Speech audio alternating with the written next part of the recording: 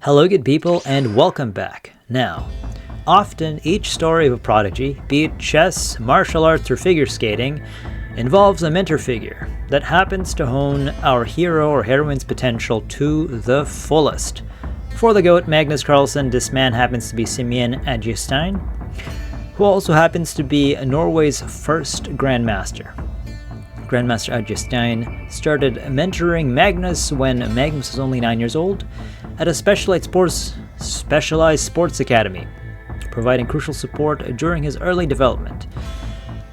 Adjestein also served as a vital sparring partner and mentor, and today in this game, during the Norway Championships, Magnus will show us how he takes the helm from his former master, or his master, and at just 15 years old. Let's boost that ELO. Let's get it.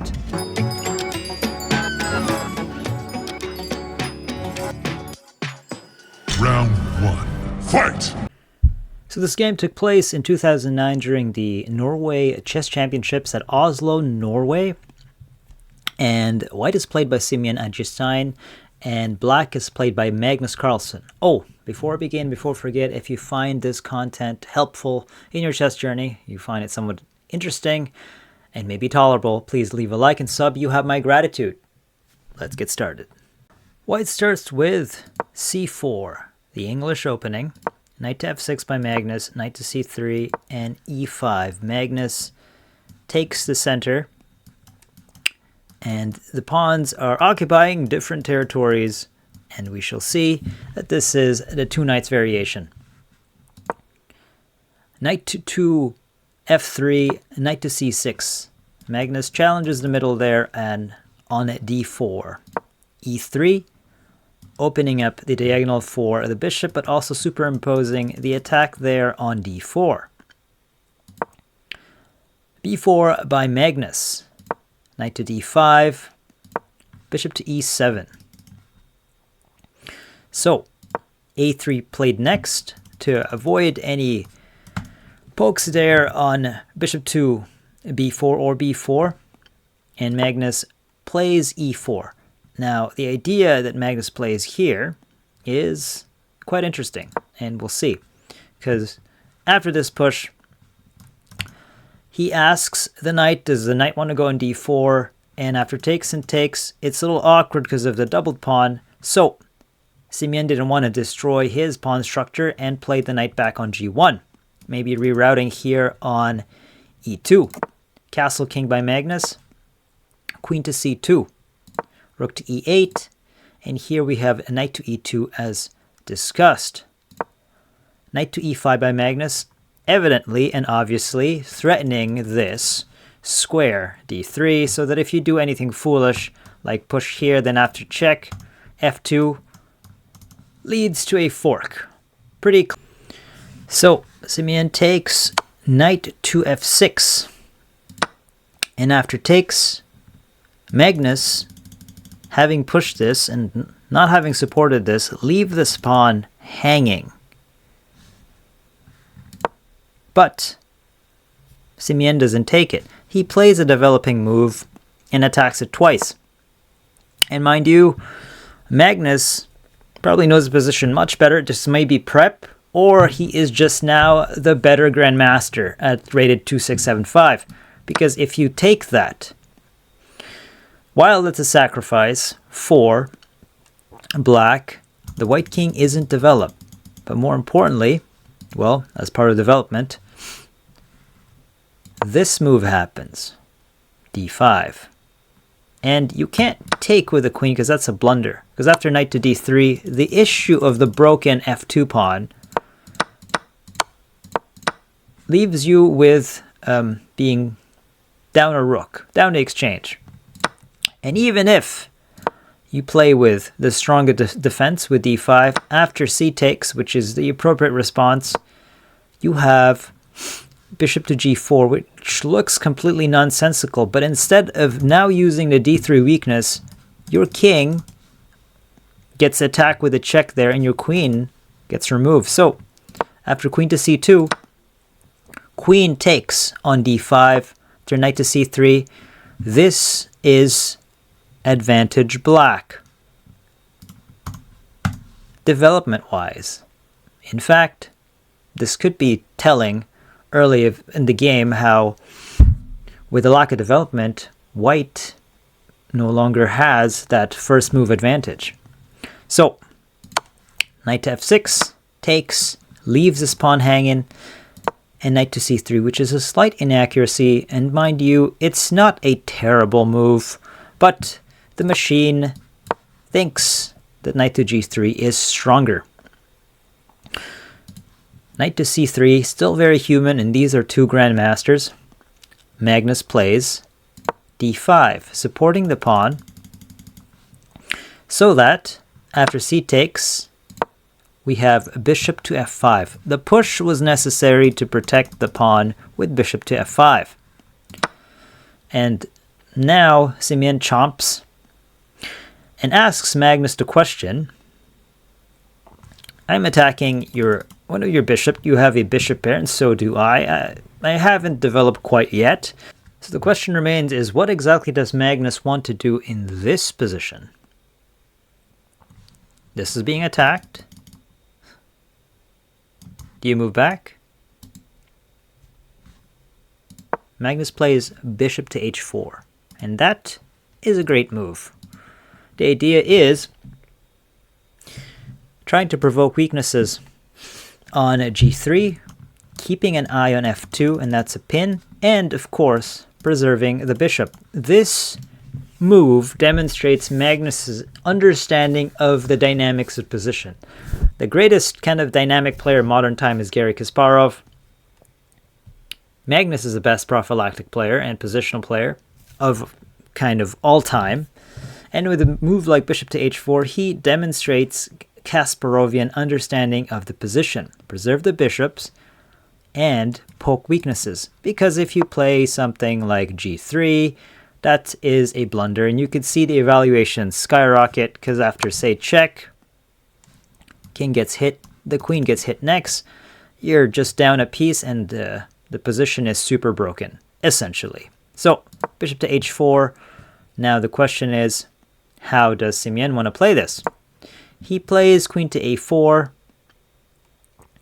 Unfortunately, d3 was stronger just to prevent the pin.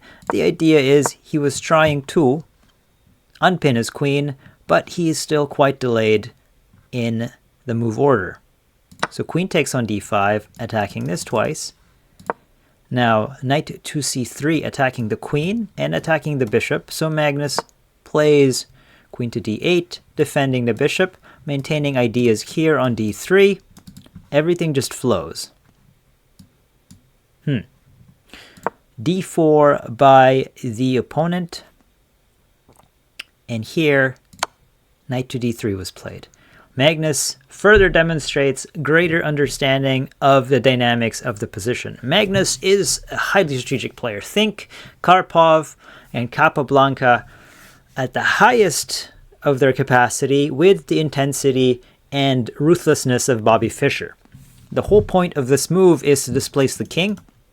More importantly, after b takes and b takes on d3, the king will not be castling anytime soon. Or maybe at all. And even blocking this leads to other moves there. And the king is in the middle of a potential x-ray. So, bishop d2, maybe we can salvage the position. Positionally worse, of course, for white, eyeing this potential castle. b5 by Magnus, another absolutely strong move. This is now strategy with a hint of tactics. The idea behind that is you don't want to take this. Why? Because if you do, knight takes on b,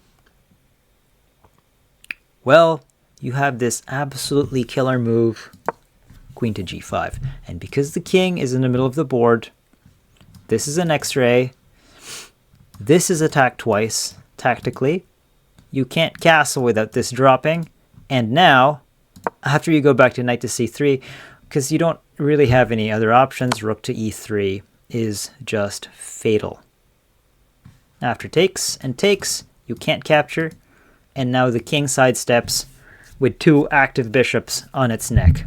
So b5, absolutely strong strategic move, leads to queen to b3. Now you'll notice, as horrible as this position looks, there's no silver lining actually for white here. Simeon Eggestein is a grandmaster, but is currently being treated like a guest ELO player, courtesy of student Magnus Carlsen. Now queen takes on d4. You can't take because of the pin. There exists another pin right there. So he castles. Magnus plays queen to c5, pinning. And now g3.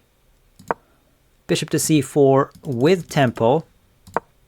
Queen to c2, bishop to f6. Now, because Simeon Eggestein castled on the queen side, Magnus will take upon himself to poke through the holes. The advantage is black, as you can see in the evaluation. And logically speaking, if you understand the nature of bishops belonging in open diagonals, which they are right now, there happens to be a lot of weaknesses in the white camp. And there's another bishop there. So pushes here are necessary and deadly. King moves. a5. Push there. Rook a to d8, threatening, of course, the pin. King moves to a1, and now we have b4. Just prying open all potential avenues for attack. If you can look at the evaluation, which you can see it if you're looking at this analysis, it's 5. -5. So, Simeon tries to desperately attack the queen and maybe remove one of these deadly bishops, but it's kind of too late. And here Magnus uncorks the absurd rook takes on e4. Now this sacrifice is full of venom, and this is why it's a brilliant move. It's because you're forced to absolutely take this with one piece only, and it's not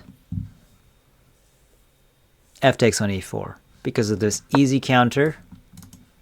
And now the queen has to go to c1, and the king gets checkmated terribly. Of course, even in his losing moments, Simeon Eggestein sees this and takes with the queen correctly. But this is where Magnus goes full-on Capablanca mode. He starts with bishop to d3, isolating the queen from the critical squares in front of the king.